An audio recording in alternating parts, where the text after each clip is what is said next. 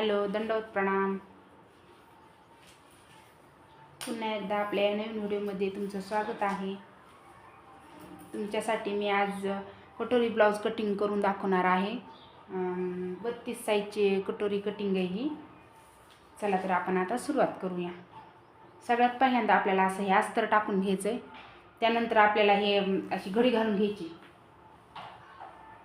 8 inch समजा 32 साईजचं तर 32 साईजचा चौथा 32 साईजचं समजा 4 भागात विभाजन केलं तर 8 येते. 8 मध्ये 2 इंच वाढून घ्यायचं. 8 9 10 आपल्याला 10 इंच घ्यायचं. एवढं रुंदी 10 इंच घ्यायची आणि आपल्याला ही अशी 10 इंचावर अशी घडी घालून घ्यायची. त्यानंतर आपल्याला ब्लाऊजची उंची घ्यायची. तुम्हाला मी ब्लाऊजवरून माप घेऊन दाखवणार आहे. तर सर्वात पहिल्यांदा आपल्याला उंची घ्यायची. हे पहा, असं ब्लाऊज टाकून आपल्याला पूर्ण उंची मोजून घ्यायची. ज्या ताईंना ब्लाऊजवरून माप घेता येत नाही त्यांनी हा बघून व्हिडिओ बघून माप घेऊन ब्लाऊज परफेक्ट कटिंग करू शकता. तर हे बघा, आपल्याला ह्या शोल्डरवर इथं टेप ठेवून पूर्ण उंची मोजून घ्यायची. हे पहा, 13 भरली उंची. 13त आपल्याला 1 इंच वाढवून घ्यायची. हे पहा, अशी उंची टाकून घ्यायची. 13 हे पहा, इथं 14 1 इंच वाढवून घ्यायचं आणि आपल्याला अशी रेष ओढून घ्यायची. रेष ओढून घेतल्याच्या नंतर आपल्याला गळ्याची साईड बघायची. हे पहा, आपला गळा आपल्याला हे 32 साईजचं ब्लाऊज आहे ना, तर आपल्याला इथं 2 इंच घ्यायचं आहे. त्यानंतर आपल्याला शोल्डर 3.5 इंच. त्यानंतर मोंडा 5.5 पावणे 6चा घेतला तरी पण जमतो 32 साईजला. आणि आपल्याला अशी रेष ओढून घ्यायची. हे पहा, मी हातानेच ओढून घेतली कारण म्हणजे माझ्या हाताला म्हणजे प्रॅक्टिस आहे ना, त्याच्यामुळे मग मी हातानेच ओढून घेतली. त्यानंतर आपल्याला गळा गोलच घ्यायचा. हे पहा, हे ब्लाऊज आहे का, हे असं करून टाकलं तरी पण जमतं आणि माप घेऊन घेतलं तरी पण जमतं. हे पहा, असं करून आपल्याला अर्धा इंच वाढवून घ्यायचं. त्यानंतर आपल्याला ह्या गळ्याला असं घ्यायचं, जोडून घ्यायचं असं. आणि आपल्याला मुंड्याला आकार इथं 1 इंचाचा आकार द्यायचा. हे पहा, आणि आपल्याला हे दोन्ही मोजून असा टेप दुमतून आपल्याला मध्यातून अशी रेष ओढून आपल्याला मध्य भागातून असा मुंड्याचा आकार द्यायचा. हे पहा, एकदम छान ब्लाऊज बसतं फिटिंगला. झोळ येत नाही, चुन्या पडत नाही. प्रत्येक क्लायंटचं असं असतं की बगलामध्ये इथं झोळ येतो किंवा चुन्या पडतात.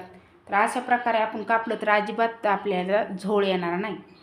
आणि गोल आपल्याला गोल आहे ना, गळा गोल आहे ना, तर आपल्याला असा आकार देऊन घ्यायचा. हे पहा, हे झालं पाठीमागचं. तर आपल्याला हे कापून घ्यायचं. हे पहा,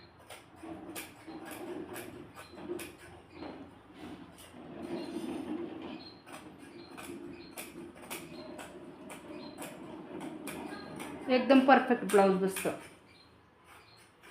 कुठेही चुन्या पडत नाही, घोळ येत नाही, उंचीला पण पाठीमागून वर तरंगत नाही. अशा पद्धतीने तुम्ही जर कापून पहा आणि शिवून पण पहा. हे पहा, असा आपल्या गळा गोल कापून घ्यायचा.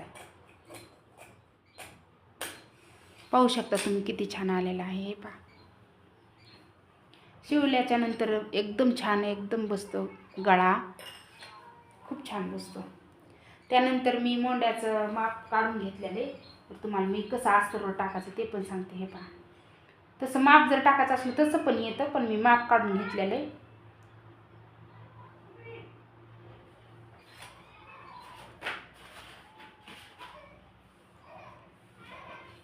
हे काय साईड पार्ट आहे, हे असं आपल्याला टाकून घ्यायचं आहे. त्यानंतर आपल्याला अशी रेषा ओढून घ्यायच्या, म्हणजे आखून घ्यायचं आपल्याला. हे थोडं उंचीला जास्त आहे ब्लाऊज, त्याच्यामुळे मी उंचीला जास्त घेतलं. इथं अर्धा पाऊण इंच वाढून घेतलं आहे. हे पहा, याचं आखून घेतल्यानंतर आपल्याला काढून घ्यायचं आहे आणि कापून घ्यायचं आहे. त्यानंतर हे पहा, ही कटोरी अशी ठेवून घ्यायची.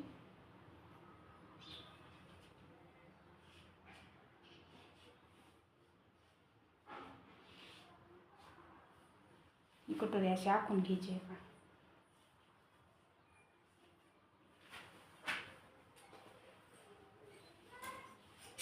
त्यानंतर आपल्याला हे साईड पार्ट कापून घ्यायचा.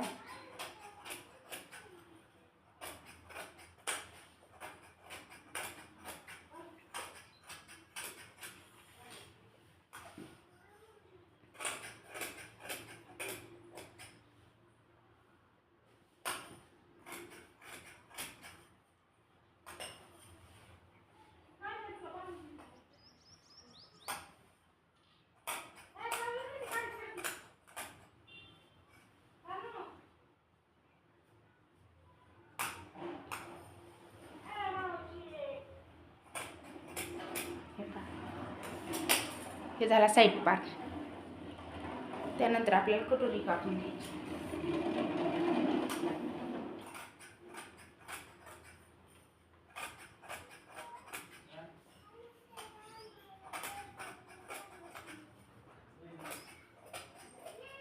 हे पहा, हे झाली कटोरी तयार.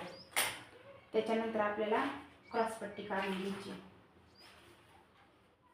हे पहा, मी क्रॉसपट्टीचं असं माप काढून घेतलेलं आहे. अशी क्रॉसपट्टी काढून घ्यायची.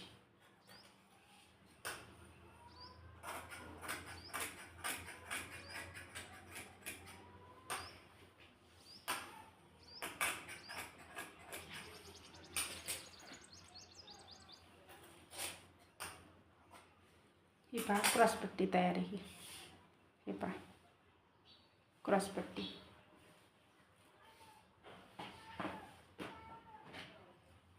त्यानंतर आपल्याला बाही काढून घ्यायची.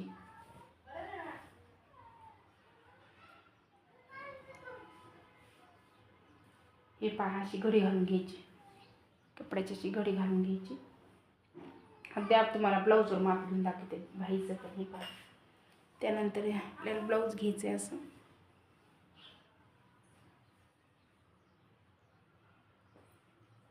हे पहा, असं तुम्हाला माप जर नसेल कळत माप टेपनी, तर हे असं हे ब्लाऊज आहे, हे असं ठेवून घ्यायचं आणि आपल्याला इथं अशी रेष ओढून घ्यायची. असा कप्पा